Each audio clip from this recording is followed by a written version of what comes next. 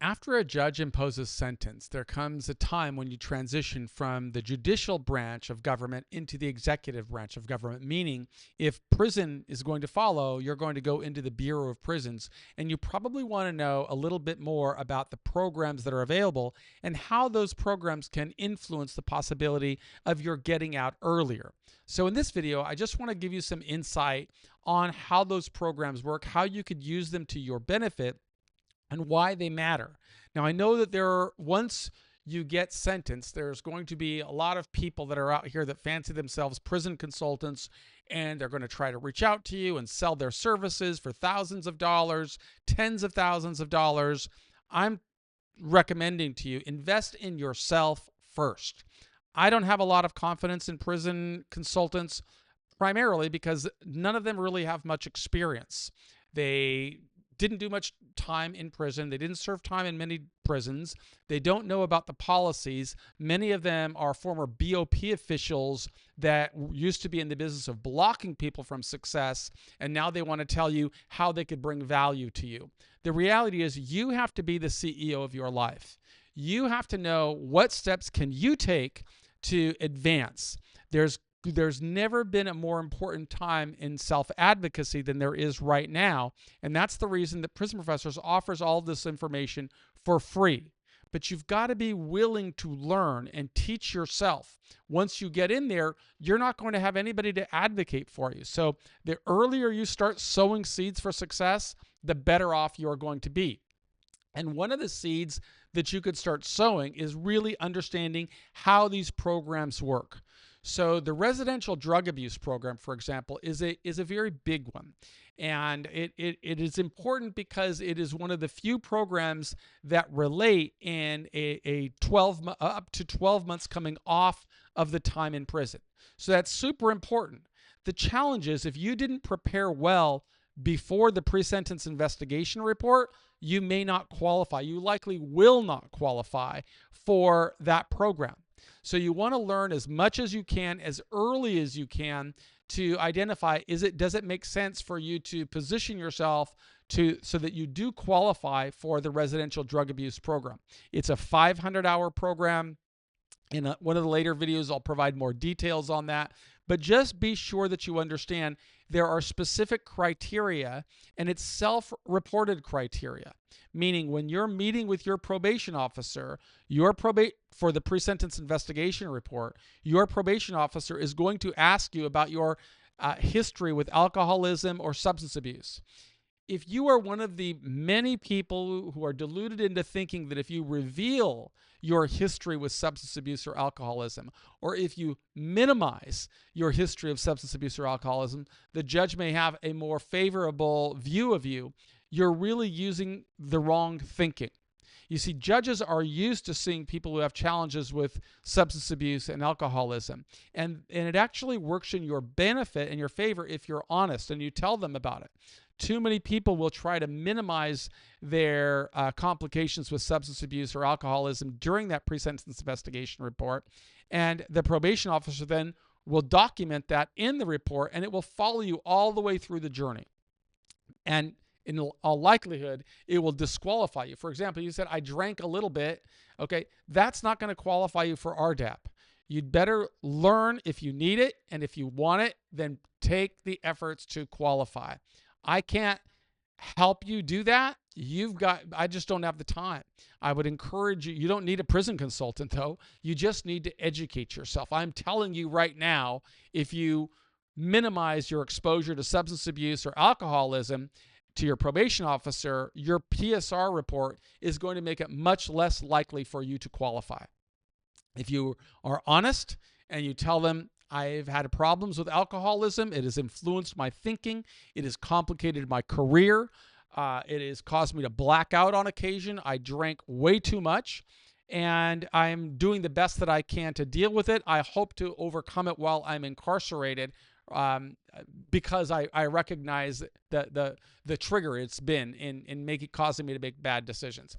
That kind of a statement in and itself will qualify. So if that's accurate, say that. Don't say I have a drink once in a while if that's not the case. So I want you to just learn as much as you possibly can and then make a decision with counsel on what's the best approach. Now, another important program that you should learn about are called First Step Act programs. They provide earned time credits for people who qualify. Now, there's nothing that you could really do to qualify. If you've got a disqualifying offense, and in a previous video I showed you how to find that, I'm not going to go share my screen again. I'll just tell you, just go to the BOP's website, look under First Step Act programs, and you'll find the disqualifying offenses. That nobody can change that. If a jury convicted you or you pleaded guilty to a disqualifying offense, which are typically offenses that involve some form of violence, then it doesn't qualify for the First Step Act time credits. But that doesn't mean you can't benefit. You could absolutely still benefit, and I would encourage you to think about that. Don't, as Wayne Gretzky used to say, I win because I don't skate to where the puck is, I skate to where the puck is going. Our work at Prison Professors is about advocacy and opening more opportunities so that all people, regardless of offense or background, will qualify for First Step Act programs. But that is a work in progress. Your job is to do everything within your power to advance yourself as a candidate for these benefits, which can result in significant amounts of time coming off of your sentence and also increasing the length of time that you would serve on home confinement. So it's a very important program. I encourage you to read about it. You will see that I continue to provide much more information on it. I would encourage you to especially, and I'll share my screen for this, especially use the free resources at Prison Professors. You'll see there on the bottom of every page, there's this little button there that if you click it, it's our AI tool where you could just enter your name and your email and then ask any questions you want. And this AI tool we have trained to respond to your questions, 100% free. I don't know why you'd ever hire a prison consultant. We can get this information for free. You also want to make sure that you're building your profile.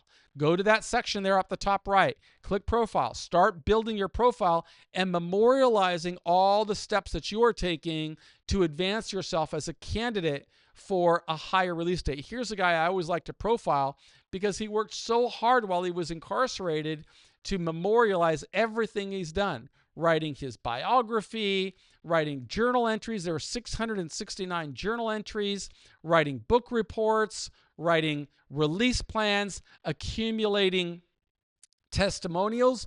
These are all steps that you could take to show up on our impact page and start building points that I use when I'm out advocating for changes, including more pathways to earn freedom. Or I'm advocating for pathways to work release programs or home confinement programs. I want you to show up at the top of the leaderboard. I can't make you do that. You've got to do the work to do it, and your profile is going to help you. So be a part of the change that you want to see.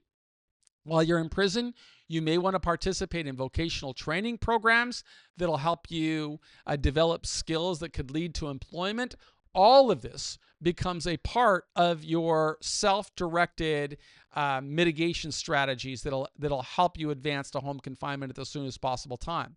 If education is in your wheelhouse, I would encourage you to develop skills by participating in classes, whether it's adult continuing education classes, which people in prison teach. In fact, if you're really ambitious, I would encourage you to learn how to create your own course before you go to prison and enroll people in your course and have those people memorialize and document their stories on profiles that they build from prison and publish on Prison Professors, because you will get credit for that.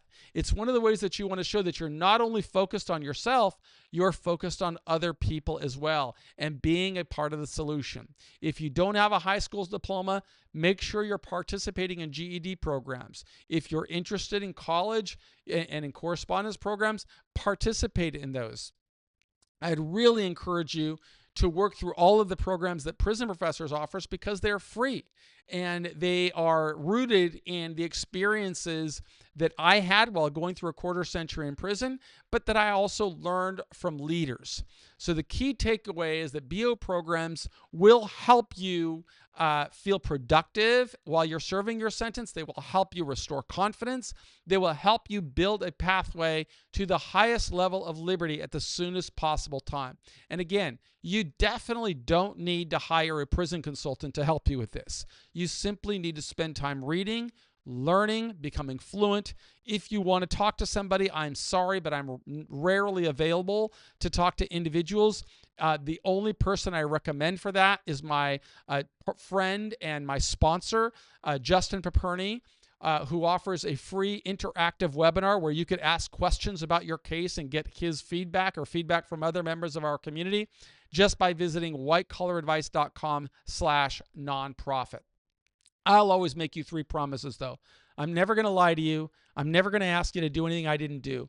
And I'm never going to charge anybody a penny for anything that's available on Prison Professors. We believe in you, and we believe that you are going to be the most influential person in bringing yourself home at the soonest possible time.